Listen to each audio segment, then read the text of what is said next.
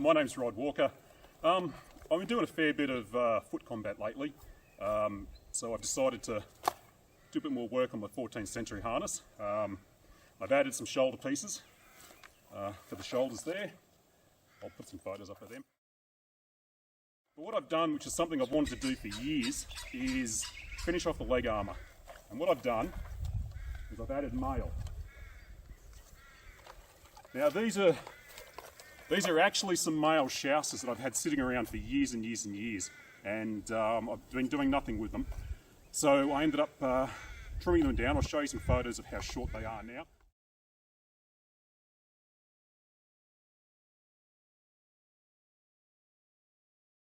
So you see these in effigies and in manuscripts. You see male covering the back of the legs, and for foot combat this is something I really want to do. They seem to work fine. They're 8mm male, same as the halberdigan I'm wearing. I think I might get them made in 6mm if I'm happy with them, because it'll just move better. But I mean, they move fine. I can bend perfectly fine.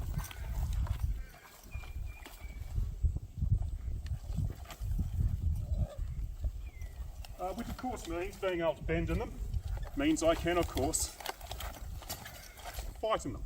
So I'm going to go for a bit of a run in them, which I'm sure Michelle will find hilarious.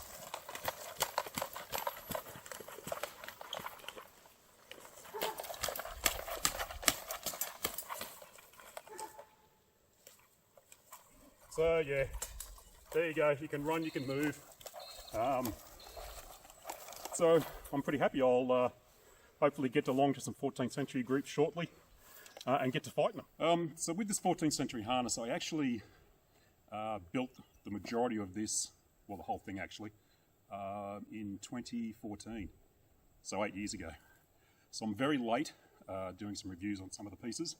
One thing I wanted to do a review on was this cuirass. Now this is the Cherbourg style cuirass, and this came from Medieval Fight Club. They've still got it on their website, you can still buy it. It's 1.6mm,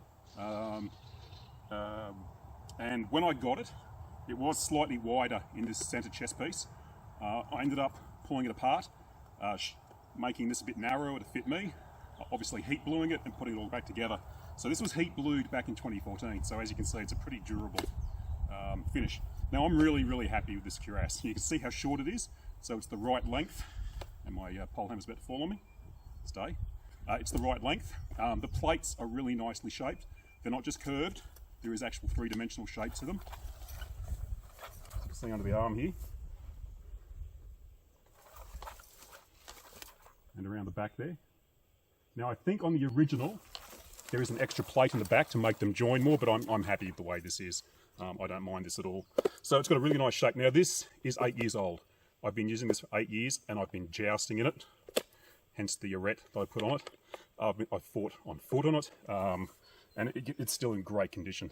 So I'm really happy with this piece of equipment. The other thing I got at the same time from Medieval Fight Club, and I do buy a fair bit of stuff from Medieval Fight Club, were these knees.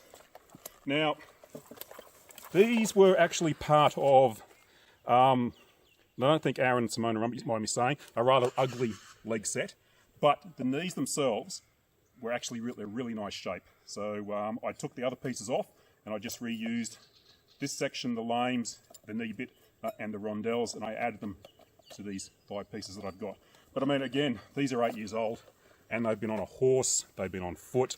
I've come off a horse in them so many times, and they are still in really good condition. Again, really happy with them.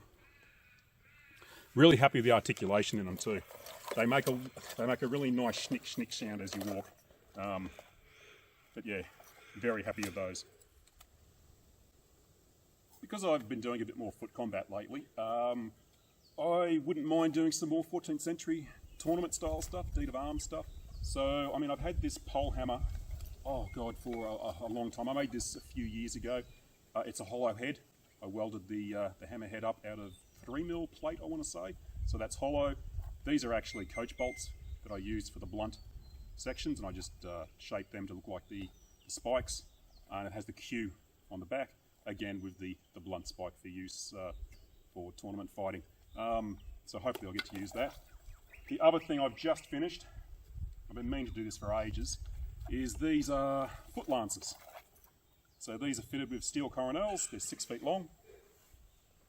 They're an octagonal shaft, and you use these as you would use a spear on foot.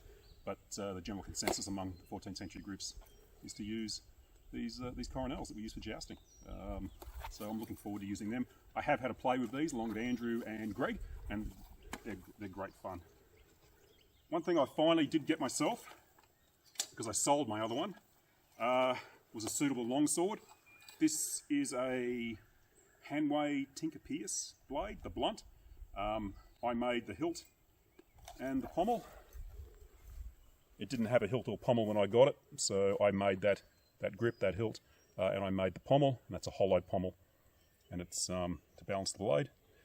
But so far it's a really nice sword. It's nice and flexible, so it's good for half swording and tournament fighting. So I've used it a few times, and it's a good bit of fun. It's really fast, this thing. So looking forward to using that some more. And that's my 14th century kit as it stands.